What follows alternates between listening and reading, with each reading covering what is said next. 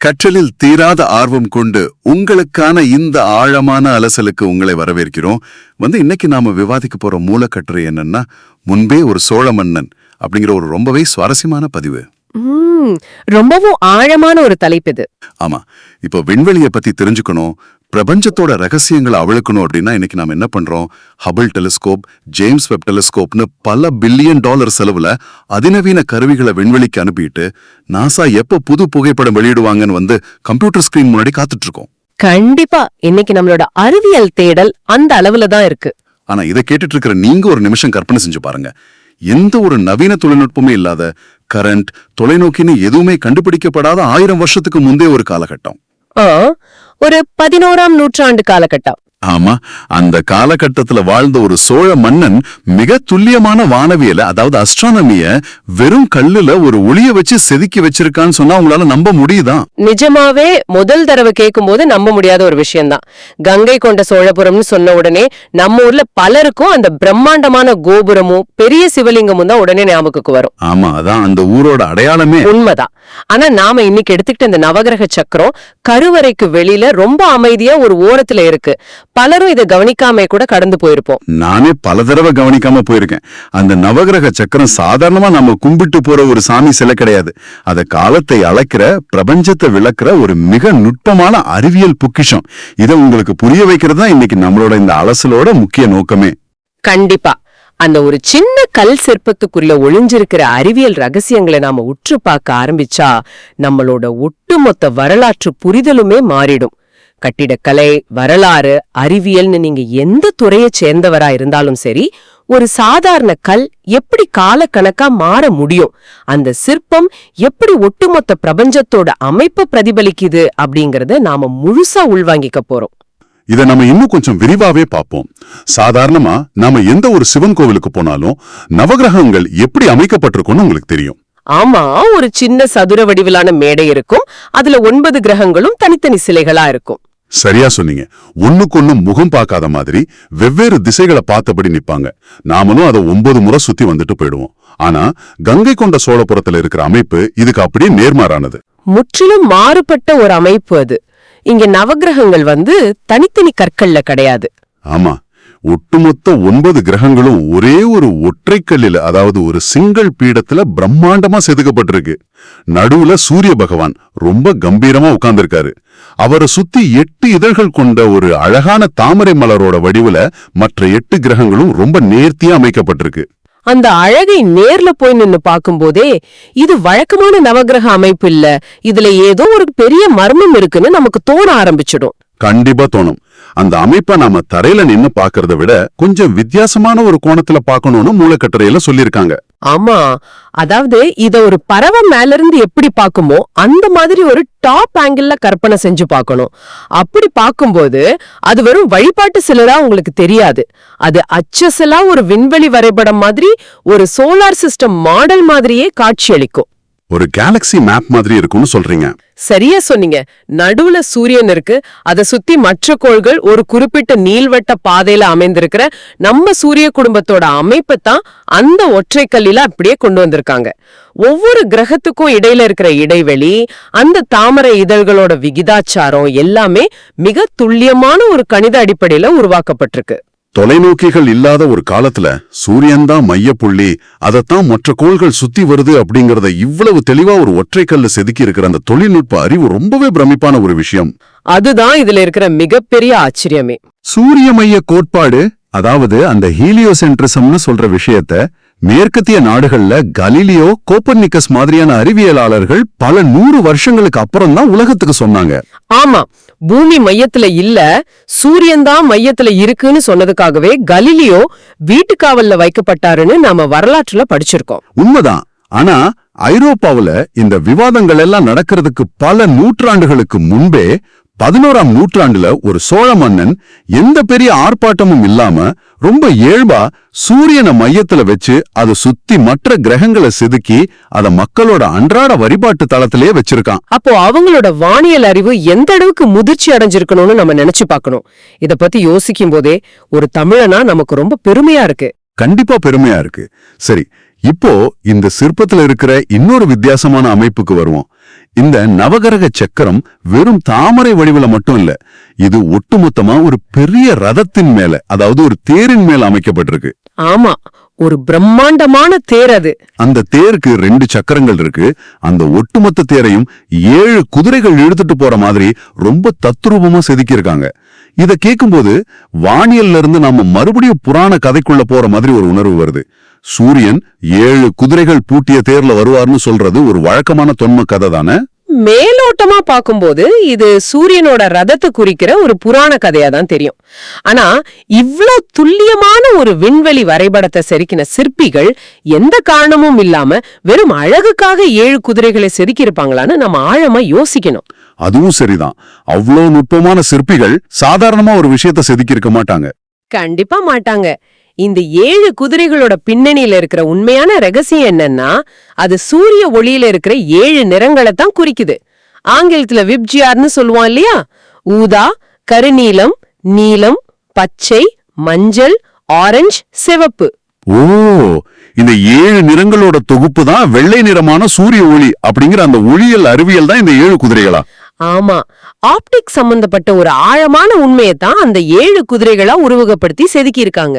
அப்ப நாம பள்ளிக்கூடத்துல அறிவியல் பாடத்துல படிச்ச அந்த முப்பட்டை கண்ணாடி, அதாவது பிரிசம் கான்செப்ட் தான் இது. ஒரு பிரிசம் வழியா வெள்ளொளிய செலுத்தினா அது எப்படி 7 நிறங்களா பிரியுமோ அதேதான் இங்க குதிரைகளா மாத்திருக்காங்க. சரியா பிடிச்சிட்டீங்க, அதே கான்செப்ட் தான். ஆனா எனக்கு இங்க ஒரு கேள்வி வருது. வானியலையும் ஒளியியலையும் ஏன் இப்படி ஒரு சாமி சிலையா ஒரு தேரா செதுக்கி வைக்கணும்? இத பத்தி ஒரு புத்தகமாகவோ ஓலைச்சுவடியிலோ அல்லது நேரடியான அறிவியல் குறிப்பாவோ எழுதி வச்சிருக்கலாமே. ஏன் அறிவியலையும் புராணத்தையும் இப்படி பின்னிப்பிணைய செய்யணும்? அங்கதான் நம்ம முன்னோர்களோட மிகப்பெரிய தீர்க்க தரிசனம் ஒளிஞ்சிருக்கு. ஒரு விஷயத்த வெறும் அறிவியல் குறிப்பாவோ எழுத்து வடிவத்திலேயோ வச்சா அது ஒரு சில 100 வருஷங்கள்ல அழிஞ்சு போலாம், இல்லைன்னா குறிப்பிட்ட சில அறிஞர்களுக்கு மட்டுமே அது சொந்தமானதா சுருங்கிடலாம். ஆமா, ஒரு போர் வந்தாலோ இயற்கை சீற்றம் வந்தாலோ அந்த ஓலைச்சுவடிகள் காணாம போறதுக்கு நிறைய வாய்ப்புகள் இருக்கு. கரெக்ட். ஆனா சாதாரண மக்களுக்கும் புரியாத ஒரு சிக்கலான அறிவியல் உண்மைய அவங்களோட அன்றாட நம்பிக்கையோட வழிபாட்டோட இணைச்சு ஒரு பிரம்மாண்டமான கல் சிற்பமா மாத்திட்டா அது 1000 வருஷம் ஆனாலும் அழியாது. மக்கள் அந்த சிற்பத்தை ஏதோ ஒரு வகையில பாதுகாத்துக்கிட்டே இருப்பாங்க. அதுதான் அவங்களோட மாஸ்டர் பிளான். ஒளியின் நிறமாலேன்னு சொன்னா சாதாரண விவசாயிக்கோ பாமர மக்களுக்கோ அது புரியாது. ஆனா சூரிய பகவான் 7 குதிரைகள் பூட்டிய தேர்ல வலம் வர்றாரு, அவர்தான் ஒட்டுமொத்த கோள்களையும் இயக்குறாருன்னு ஒரு கதையா சொல்லும்போது அந்த அறிவு தலைமுறையா கடத்தப்படுது. அதனாலதான் இந்த சிற்பம் 1000 ஆண்டுகளை கடந்தும் அறிவியலையும் ஆன்மீகத்தையும் இணைக்கிற ஒரு காலப்பெட்டகமா இன்னைக்கும் அப்படியே நிக்குதுன்னு சொல்றீங்க. இது கேட்கவே ரொம்ப பிரமிப்பா இருக்கு. ஆமா, இதை விட ஒரு சிறந்த தகவல் தொடர்பு முறையை நாம யோசிச்சு கூட பார்க்க முடியாது. இவ்வளவு நேரம் நாம ஒரு சிங்கிள் கல்லுல இருக்கிற விண்வெளி வரைபடம், அப்புறம் ஒளியோட நிறங்களை குறிக்கிற 7 குதிரைகள்னு ரொம்பவே பிரம்மாண்டமான வானியலை பத்தி பேசிட்டு இருக்கோம். ஆனா இது எல்லாம் தாண்டி மூலக்கட்டுரையில இன்னொரு முக்கியமான இடம் வருது. அந்த மகிஷாசுர மர்தினி சிற்பத்தை பத்தி சொல்றீங்களா? ஆமா, இந்த அமைதியான அறிவியல் பூர்வமான நவகிரக சக்கரத்துக்கு பக்கத்திலேயே ஒரு முரண்பாடான விஷயம் இருக்கு. அங்க மகிஷாசுரனை வதம் செய்யற உக்கிரமான கோலத்துல துர்க்கையம்மனோட சிற்பம் இருக்கு. ஒரு பக்கம் அமைதியான விண்வெளி, இன்னொரு பக்கம் ரத்தம் சிந்தி போர் செய்யற ஒரு தேவதை. இது ரெண்டுக்கும் என்ன சம்பந்தம்? சயின்ஸுக்கும் போர்க்களத்துக்கும் இடையில அப்படி என்ன ஒரு இணைப்பை சோழர்கள் பார்த்தாங்க? இது ரொம்பவே ஆழமான ஒரு கேள்வி. இத புரிஞ்சுக்க நாம கொஞ்சம் சோழர்களோட வரலாற்று பின்னணிக்குள்ள போகணும். கங்கை கொண்ட சோழபுரம் அப்படிங்கிற நகரமே ராஜேந்திர சோழன் கங்கை வரைக்கும் படையெடுத்து போய் மாபெரும் வெற்றி அடைஞ்சதை கொண்டாடுறதுக்காக உருவாக்கப்பட்ட ஒரு தலைநகரம். சோழர்கள் காலம் அப்படிங்கிறது தொடர்ச்சியான போர்களும் கடல் கடந்த படையெடுப்புகளும் நடந்த ஒரு காலகட்டம். ஆமா, அப்படிப்பட்ட ஒரு காலகட்டத்துல ஒரு மன்னனோ படைத்தளபதியோ அல்லது சாதாரண ஒரு சோழ வீரனோ போருக்கு கிளம்பும் போது அவனோட மனநிலை எப்படி இருக்கும்னு கற்பனை செஞ்சு பாருங்க. தன் நாட்டை விட்டு குடும்பத்தை விட்டு உயிரை பணயம் வச்சு ஒரு பெரிய போர்க்களத்துக்கு போறான். அவனுக்கு எக்கச்சக்கமான மன அழுத்தமும் பயமும் நாளைக்கு என்ன நடக்குங்கிற கேள்வியும் இருக்கும். கண்டிப்பா இருக்கும். அந்த இடத்துல அவனுக்கு தேவைப்படுறது வெறும் ஆயுதங்கள் மட்டுமில்ல, ஒரு அசைக்க முடியாத மனபலம். அந்த மனபலத்தை கொடுக்கிற ஒரு உளவியல் வியூகமா தான் இந்த இடத்தை வடிவமைச்சிருக்காங்க. கொஞ்சம் இருங்க, அப்போ நீங்க சொல்றத பார்த்தா போருக்கு போறதுக்கு முன்னாடி சோழ மன்னர்கள் இந்த நவகிரக சக்கரத்தையும் அந்த துர்க்கை அம்மனையும் இணைச்சு ஒரு பெரிய சைக்கலாஜிக்கல் கேம் ஆடி இருக்காங்கன்னு சொல்றீங்களா? இது எப்படி வேலை செஞ்சிருக்கும்? ஒரு வீரன் அந்த சிலைக்கு முன்னாடி போய் நிக்கும் போது அவனுக்குள்ள என்ன மாதிரியான மாற்றம் நடக்கும்? கண்கள் அப்படிங்கிறது என்ன? அது காலத்தோட சுழற்சி, நம்மளோட விதியை தீர்மானிக்கிற கோள்கள் அப்படிங்கிறது தான் அன்றைய சமூகத்தோட ஆழமான நம்பிக்கை. போர்க்களம்ங்கிறது வெறும் மனிதர்களோட வீரம் சம்பந்தப்பட்டது மட்டும் இல்ல, அது காலத்தோட கைகள்ல இருக்கு. நேரமும் விதியும் சரியா இருந்தாதான் வெற்றி கிடைக்கும்னு அவங்க முழுசா நம்புனாங்க. இப்ப அந்த அமைப்பு அப்படியே கண் முன்னாடி கொண்டு வாங்க. ஒட்டுமொத்த பிரபஞ்சத்தையும் விதியை நிர்ணயிக்கிற நவகிரகங்களையும் ஒரு ஒற்றை கல்ல செதுக்கி அதை யாருக்கு முன்னாடி வச்சிருக்காங்க? உக்கிரமான போர் தேவதையான துர்கையோட காலடியில. இதுக்கு என்ன அர்த்தம்? உன்னோட காலத்தையும் விதியும் தீர்மானிக்கிற கோள்களே இந்த போர் தேவதையோட கட்டுப்பாட்டுல தான் இயங்குது. நீ அந்த தேவதையை வணங்கிட்டு போர்க்களத்துக்கு போனா எந்த கிரகதோஷமும் உன்னை ஒன்னும் பண்ண முடியாது. ஒட்டுமொத்த பிரபஞ்ச சக்தியும் உனக்கு சாதகமா மாறிடும் அப்படிங்கிற ஒரு பிரம்மாண்டமான செய்தியை தான் அது சொல்லுது. சரியா பிடிச்சிட்டீங்க. இது வெறும் பக்தியை தாண்டிய ஒரு விஷயம். போருக்கு போற ஒரு வீரனுக்கு இதை விட பெரிய தன்னம்பிக்கைய வேற எந்த ஒரு மோட்டிவேஷனல் ஸ்பீச்சாலையும் கொடுத்துட முடியாது. இத கேட்கும் போதே உண்மையிலே சிலிர்க்க வைக்குது. ஒரு மன்னன் தன்னோட படையை எப்படி தயார் பண்ணிருக்கான்னு பாருங்க. வெறும் கத்திகளையும் ஈட்டிகளையும் மட்டும் கொடுத்து அனுப்பாம அவங்களோட மனசுக்குள்ள இந்த ஒட்டுமொத்த பிரபஞ்சமும் நம்ம பக்கம்தான் நிக்குது அப்படிங்கிற ஒரு அசுரத்தனமான நம்பிக்கையை விதைச்சிருக்கான். அதுதான் சோழர்களோட உண்மையான வீரம்.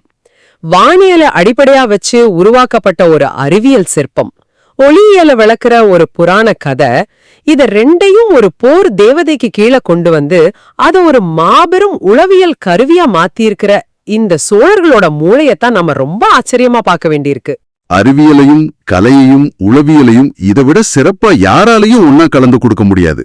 நம்ம பல கோயில்களுக்கு சுற்றா போறோம், அங்க இருக்கிற தூண்களை பாக்குறோம், சிற்பங்களோட அழகை ரசிச்சுட்டு ஒரு செல்ஃபி எடுத்துட்டு வந்துடுறோம். ஆனா அந்த ஒவ்வொரு கல்லுக்கு பின்னாலையும் 1000 வருஷத்து அறிவியலும் மனித மனசை பத்தின ஆழமான புரிதலும் ஒளிஞ்சிருக்கு. அதுதான் அந்த சிற்பத்தோட மகத்துவம். இந்த நவகிரக சக்கரத்தை அவங்க வெறும் கல்லா பாக்கல, அது ஒரு கால இயந்திரமா பாத்திருக்காங்க. அது பிரபஞ்சத்தோட அசைவ கடிக்கும் ஒரு கருவியா இருந்திருக்கு. ஒரு சாதாரண பக்தனுக்கு அது சாமி சிலை, ஒரு வானியலாளனுக்கு அது சூரிய குடும்பத்தோட வரைபடம், ஒரு படைவீரனுக்கு அது வெற்றிக்கான உளவியல் உந்துதல். ஒரே ஒரு சிற்பம் பாக்குறவங்களோட பார்வைக்கு ஏத்த மாதிரி பல பரிமாணங்களை காட்டுது. இது உண்மையிலே ஆச்சரியமான ஒரு மர்ம பெட்டிதான். இன்னைக்கு நாம அறிவியல், கலை, ஆன்மீகம், உளவியல்னு எல்லாத்தையும் தனித்தனி துறைகளா பிரிச்சு வச்சிருக்கோம். சயின்ஸ் படிக்கிறவங்களுக்கு புராணங்கள் மேல ஈடுபாடு குறைவா இருக்கலாம். கலையை ரசிக்கிறவங்களுக்கு அறிவியல் ஃபார்முலாக்கள் ரொம்ப சலிப்ப தரலாம். ஆனா நம்ம முன்னோர்கள் இது அத்தனையும் எந்த ஒரு பாகுபாடும் இல்லாம ஒரே இடத்துல ஒருங்கிணைச்சிருக்காங்க. அதுதான் அந்த சமூகத்தோட உச்சகட்ட முதிர்ச்சியை காட்டுது. மனிதனோட அக உலகத்தையும், அதாவது உளவியலையும் புற உலகத்தையும் சமநிலையோட கையாள தெரிஞ்ச ஒரு சமூகத்தாலதான் இப்படிப்பட்ட ஒரு மாபெரும் படைப்பை உருவாக்க முடியும். நீங்க சொல்றது ரொம்பவே உண்மையான ஒரு பாயிண்ட். இந்த ஆழமான அலசலுக்கு பிறகு இத கேட்டுட்டு இருக்கிற நீங்க இந்த நவகிரக சக்கரத்தை எப்படி பாக்குறீங்க? இது வெறும் அன்றைய காலகட்டத்தோட விண்வெளி வரைபடமா, இல்ல விண்வெளியை பத்தி நம்ம இன்னும் முழுசா புரிஞ்சிக்க வேண்டிய விஷயங்களை 1000 வருஷத்துக்கு முன்னாடியே கணிச்சு வச்ச ஒரு கால கண்ணாடியா? கொஞ்சம் யோசிச்சு பாருங்க. எந்த ஒரு லென்ஸோ கம்ப்யூட்டரோ இல்லாத காலத்துல சூரியனை மையமா வச்சு ஒளியின் நிறங்களை அக்குவேறு ஆணிவேரா பிரிச்சு பார்த்த அந்த தமிழர்களோட பார்வை எந்த அளவுக்கு விசாலமானதா இருந்திருக்கும். ஆமா, நாம இந்த ஆழமான அலசலோட இறுதி பகுதிக்கு வந்துட்டோம். இன்னைக்கு நாம கங்கை கொண்ட சோழபுரத்துல இருக்கிற அந்த ஒற்றைக்கல் நவகிரக சக்கரத்தை பத்தியும் அதுக்குள்ள ஒளிஞ்சிருக்கிற வானியல், ஒளியியல், அப்புறம் போர் வீரர்களுக்கான உளவியல் வியூகம் பத்தியும் ரொம்ப ஆழமா விவாதிச்சோம். ஆனா இந்த மூலக்கட்டுரையை தாண்டி இதை கேட்டுட்டு இருக்கிறவங்களுக்கு ஒரு புதிய சிந்தனையை நாங்க விட்டு செல்ல விரும்புறோம். அது என்ன சிந்தனை? எந்த விதமான ஆடம்பரமும் இல்லாம ரொம்ப சாதாரணமா மக்கள் தினமும் போயிட்டு வர ஒரு கோயில்ல ஒளியின் நிறங்களையும் சூரிய குடும்பத்தோட அமைப்பையும் செதுக்கி வச்ச நம்ம முன்னோர்கள் ஒருவேளை நாம இன்னும் கண்டுபிடிக்க முடியாத, ஆமா, நமக்கு இன்னும் பிடிபடாத வேறு என்னென்ன பிரம்மாண்டமான அறிவியல் ரகசியங்களை, அதிநவீன கணித சூத்திரங்களை, வானியல் கணக்குகளை இந்த மாதிரி கோயில் சுவர்களிலும் தூண்களிலும் சிலைகளிலும் மறைச்சு வச்சிருப்பாங்க. நாம இதுவரைக்கும் பார்க்க தவறிய அந்த மாபெரும் ரகசியங்கள் என்னவா இருக்கும்னு தேட வேண்டியது நம்மளோட கடமை. இந்த கேள்வியோட தேடலோட இன்னைக்கு நம்மளோட இந்த ஆழமான அலசலை நிறைவு செய்றோம். தொடர்ந்து தேடுங்கள், புதிய விஷயங்களை கற்றுக்கொண்டே இருங்கள். உங்களின் அடுத்த தேடலில் சந்திப்போம்.